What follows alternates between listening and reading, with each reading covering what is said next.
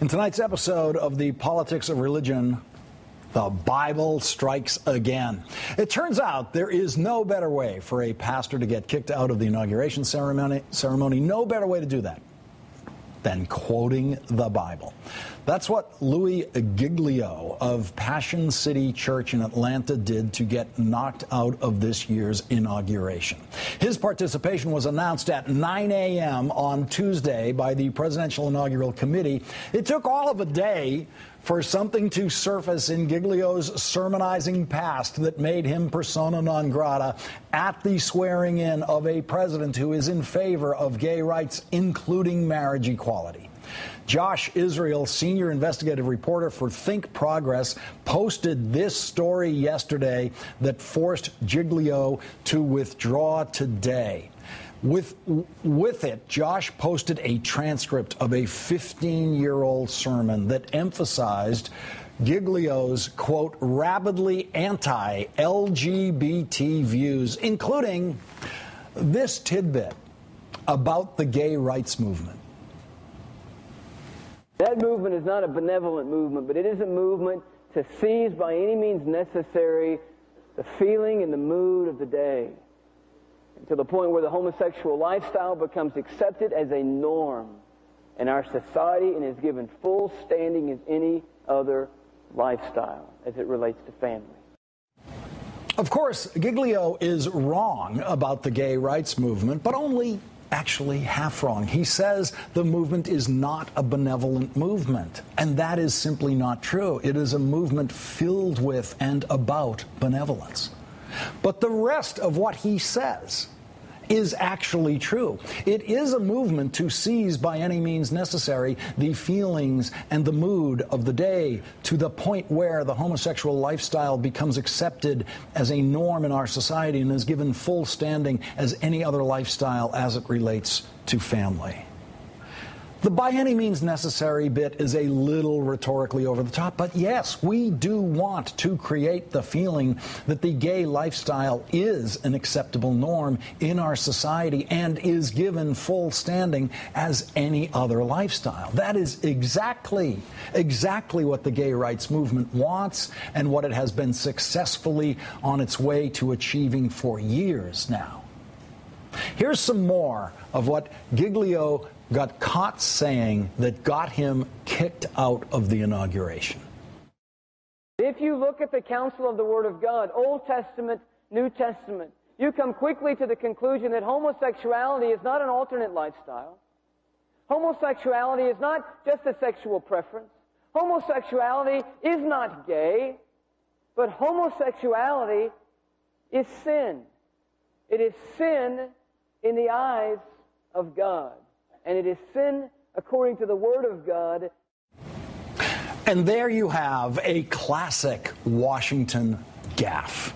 Now, I know some of you are saying, no, that's way worse than a gaffe. That is a terrible and hurtful and hateful thing to say. But this program uses the definition of Washington gaffe written by the brilliant Michael Kinsley nearly 30 years ago. The Kinsley definition of a Washington gaffe is not when someone lies, but when someone tells the truth. And the truth is that homosexuality is a sin in the Bible. In his sermon, Giglio quotes Leviticus chapter 18, verse 22. You shall not lie with a male as one lies with a female. It is an abomination. Giglio also cited the New Testament, 1 Corinthians chapter 6, verses 9 and 10, which presents a list of immoral behaviors. And right in the midst of that passage, right in the midst of that verse, it says, and those who are homosexual. It's clear. Now, I heard that, and I didn't think the word homosexual appeared in the Bible. And so I checked it today. Where he says the word homosexual, the Bible actually uses the word effeminate. Now, it turns out there are some very new versions of the Bible that do use the word homosexual now instead of effeminate. So the Bible, which is supposed to be the unchangeable Word of God, hasn't been absolutely unchangeable by haters of gay people who are unsatisfied that God never chose the word homosexual to specifically condemn homosexuals. Poor Addie Weisenant, the spokesperson for the Presidential Inaugural Committee, was forced to put out this utterly ridiculous statement today. We were not aware of Pastor Giglio's past comments at the time of his selection, and they don't reflect our desire to celebrate the strength and diversity of our country at this inaugural.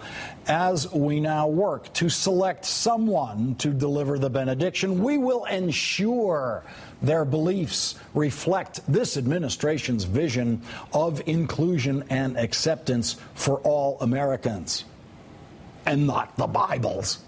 In other words, we will ensure that whoever delivers the benediction rejects the same parts of the Bible that President Obama rejects and most Democrats reject, even though every word of the Bible is the Word of God.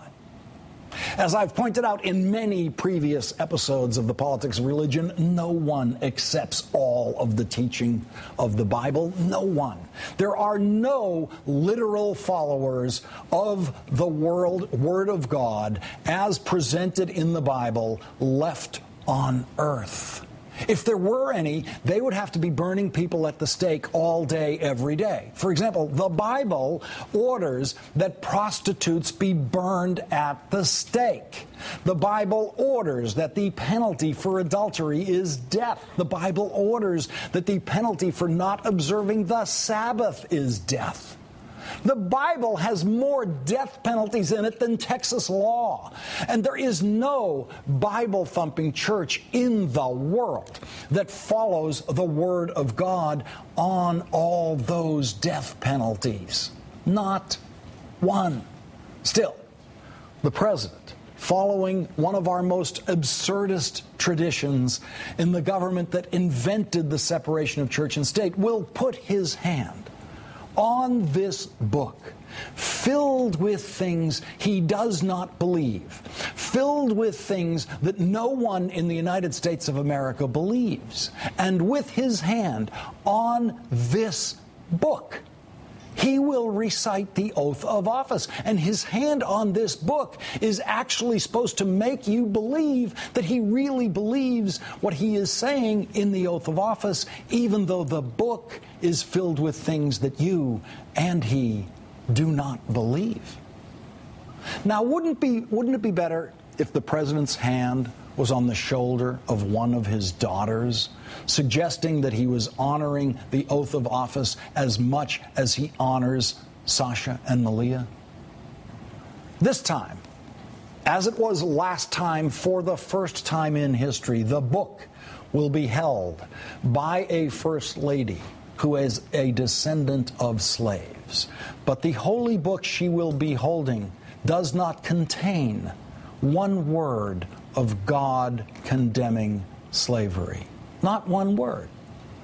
But that same book, which spends hundreds and hundreds of pages condemning all sorts of things, and couldn't find one sentence in here to condemn slavery, does indeed manage to find the space repeatedly to condemn gay people, as the now banished Louis Giglio says it does.